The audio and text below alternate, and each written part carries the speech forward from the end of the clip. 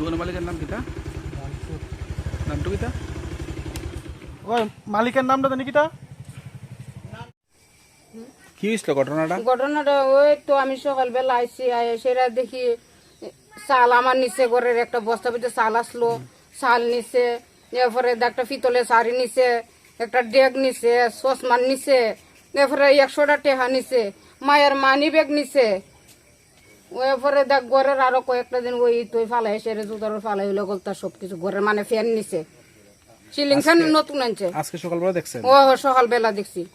রাত্রেবেলা ইয়েতে আসলেন না, বাড়িতে আসলেন না? আসলাম 11টার সময় গেছে কি করো গেছে কি ফুলা পানি ডরে দেখা কই বাবু ঘরও নাই কি করো ঘুমাই গেছে ডর লাগে দেখে সেটা। বাড়ির মালিকের নাম কি?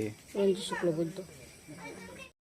জুতার উপরে বইতে এসে এরা করে নিছে বইটি তো তেমনি জুতার উপরে তো না গুনি বইটি তো এসে জুতার উপরে তো এসে 100টা টাকা নিছে এখানে তো সব লাইগা সেরা দি 100 টাকা। কালকে রাত্রে বাড়িতে আসলেন না?